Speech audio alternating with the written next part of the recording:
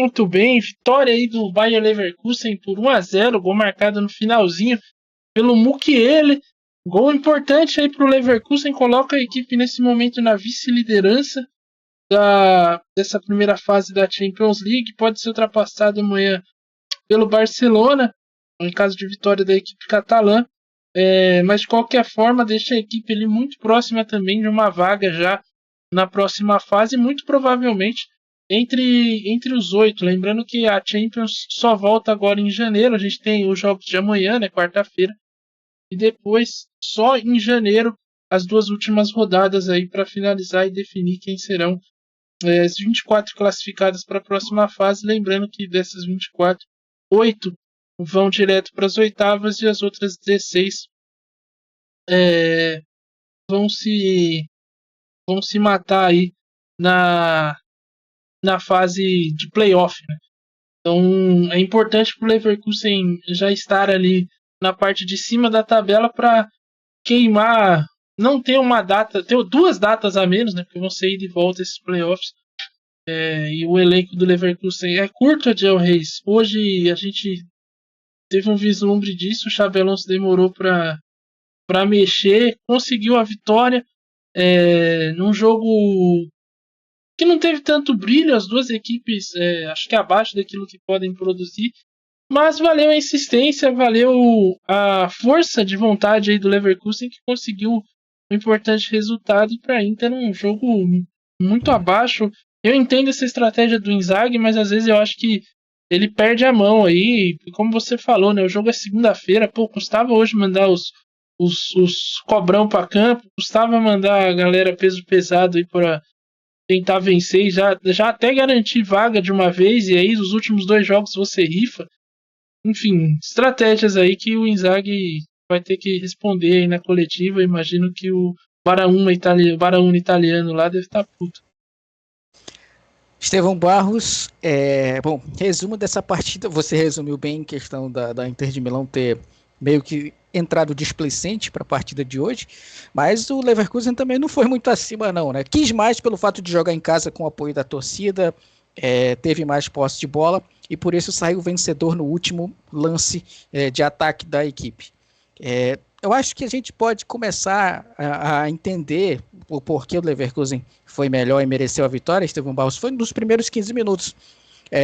Fizemos uma previsão aqui no pré-jogo de que a Inter iria tentar desacelerar, era uma das possibilidades que a Inter iria tentar desacelerar o ritmo, o seu próprio ritmo, de tentar de fazer lançamentos da defesa para o ataque, bolas cruzadas de um lateral para o outro, para desacelerar e tentar entregar o mínimo possível de posse de bola para o Leverkusen. Não foi o que aconteceu. Ou seja, a Inter ia tentar manter a posse de bola nos seus pés para tentar amenizar essa criatividade de Florian Wirtz, principal jogador do Leverkusen. Ponto. Não deu certo. Mas nos primeiros 15 minutos, quando o jogo fluiu para a equipe do Leverkusen, ele foi perigoso e teve uma bola na trave do Tella. Aí a gente já observava como seria a tônica do jogo se realmente isso iria acontecer. E passa muito pelas alterações que o Inzaghi fez na equipe, nos 11 iniciais. Colocou o Carlos Augusto, que, como eu falei, não é um jogador que apoia bastante, ele é um jogador muito mais técnico do que propriamente dito de velocidade, não é muito agudo nas suas jogadas, e trabalhando ali com o Bastoni, ficou muito penso a equipe, sempre os ataques da Inter eram sempre pelo lado direito, por ali com o Darmian, às vezes com o Darmian, o Bissek, levando perigo, tentando levar perigo ao ataque da Inter. Nessa trocação, o Leverkusen mantinha a posse de bola e a Inter acabou passando o primeiro tempo todo jogando no contra-ataque.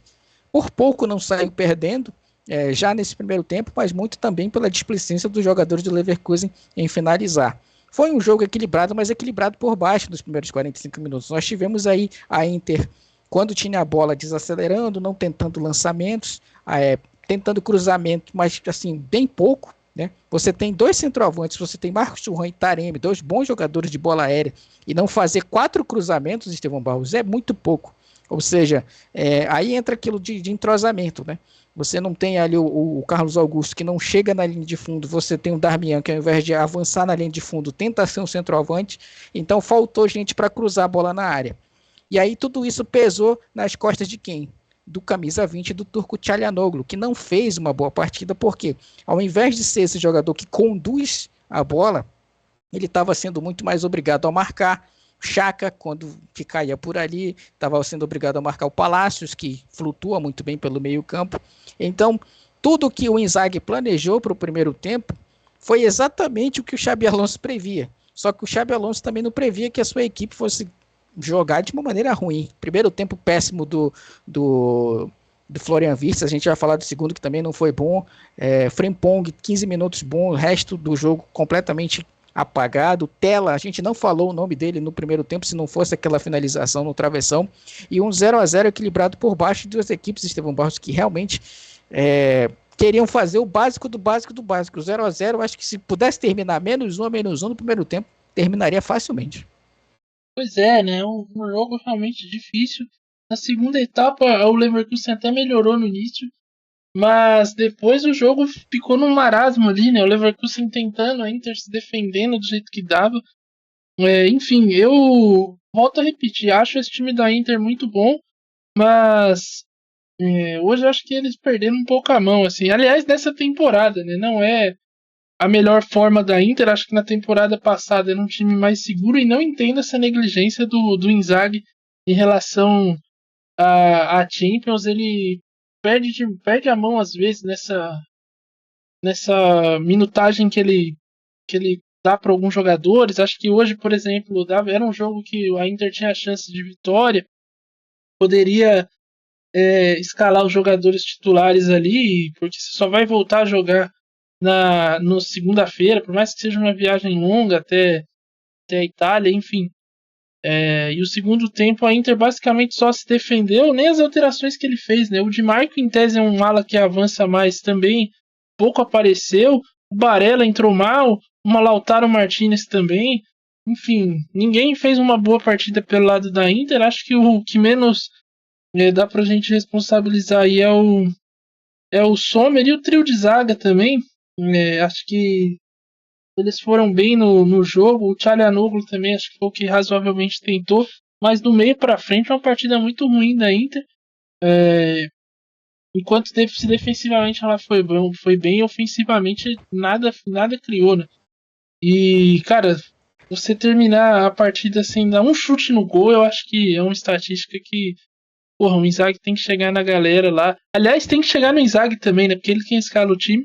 E dar aquele chacoalhão assim, uma tapa na cara, enfim. Alguma coisa tem que acontecer. E do lado do Leverkusen, acho que uma partida que, se não foi brilhante, pelo menos valeu pelo esforço. O Wirtz abaixo tentou bastante, mas tecnicamente hoje estava mal. Frimpong começou bem, depois foi caindo. Tela também pouco apareceu. Mas foi, Adel Reis, teve pelo menos personalidade para tentar ali alguma coisa. Terminou o jogo aí com 17 finalizações, 5 no gol. Em comparação com a Inter, que teve 6 finalizações e nenhuma do gol, a gente vê que houve uma tentativa maior aí por parte do Leverkusen que em relação à Inter. Mas, tecnicamente, também levanta questões aí esse time do Leverkusen. Em termos de tabela, para a Inter não muda tanto, fica ali nos 13 pontos. Mesma pontuação do Leverkusen e também do Aston Villa, que estão ali na terceira e segunda colocação, respectivamente. A Inter, nesse momento, é a quarta.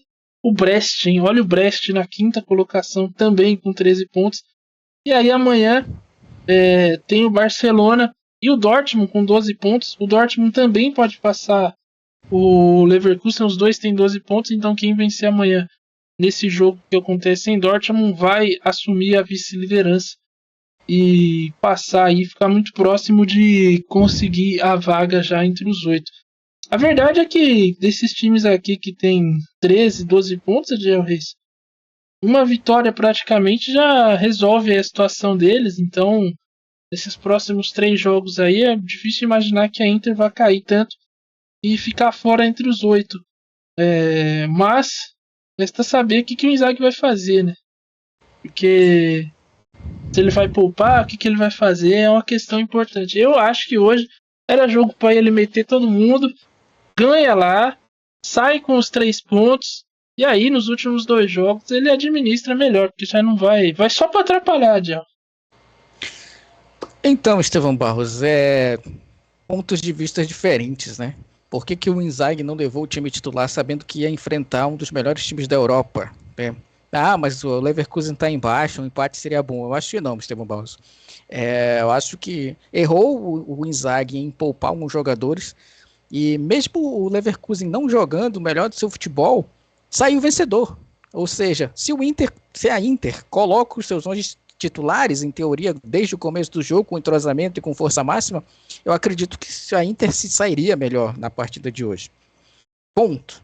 Agora, concordo contigo, vai ter que jogar uma das 3 partidas, pelo menos agora com o time titular, provavelmente a próxima que será em casa, vai jogar, vai ter que fazer o resultado e chegar aos 16 pontos. É isso. E ainda assim, vai ter que pelo menos empatar algum dos jogos fora para garantir ali o topo das posições e tudo mais, para realmente ficar entre os 8. Eu acho que o Inzaghi, por esse planejamento aí de fazer o rodízio no elenco, pecou um pouco no jogo de hoje. Falando do Leverkusen, Estevão Barros, Leverkusen que chegou ao gol no minuto 90 e tudo mais, toda aquela mística, mas também nós fizemos uma análise aqui no início da transmissão e falávamos, falta de opção na equipe do Leverkusen pode deixar esse elenco fadado ao fracasso na temporada, porque não teve ninguém para entrar no lugar do Wirtz de função de camisa 10, não tem no elenco, não tem centroavante, o Tela já é improvisado, entrou o Terrier, que também não é centroavante, e aí ele fez 3 alterações, podendo fazer 5. Tanto que Alex Garcia e Anderson só entraram naquela parada para ganhar tempo ali, depois dos acréscimos. Certamente ele não mexeria além do Tela. Então, Xabi Alonso, ao contrário de Simone Inzaghi, não está podendo rodar o elenco, Estevão Barros, porque não tem elenco para rodar. Né? Você vê aí 2 pontos de vista diferentes. Se o Xabi Alonso pudesse rodar o elenco, se tivesse 3 centroavantes, se ele tivesse o Arnautovic, Lautaro, Taremi, Marcos Thuram, eu tenho certeza que um desses estariam sendo titular e teria mais opções e uma versatilidade tática melhor. Então nós temos bem do contraponto de 2 pontos de vista em relação ao planejamento de elenco. O Inzaghi que poupou e perdeu, e o Xabi Alonso que não tinha o que poupar, colocou todo mundo para jogo e ganhou por 1-0. Então eu acho que esses extremos, esses opostos, eles servem aqui para mostrar que em alguns momentos, Estevão Barros, você tem que realmente colocar o time principal para jogar, independentemente da situação da equipe, seja qual competição for. Pois é, né? E fica aí a questão pro André Hernan italiano lá levar pro Simone Inzaghi e ver o que ele fala na coletiva. Amanhã nós teremos jogo novamente. Juventus e Manchester City. Eu tinha esquecido o jogo que a gente ia fazer. Juventus e Manchester City vão entrar em campo amanhã. Direto do Juventus Stadium, aliás, do Allianz Stadium. Mais uma partida na Champions League. Então você, a partir de 4h30 da tarde, horário de Brasília, 16h30. Ou se você estiver em Manaus e região aí, 15h30. Pode ficar ligadinho aí aqui no Meio Armadores, porque vai ter mais este grande jogo aí da Champions. Esse jogo, inclusive, que fecha a temporada de 2024 aqui, pelo menos em relação à Champions League no canal. A gente volta em janeiro com a segunda parte aí, os 2 últimos jogos da fase de liga e depois o restante da competição.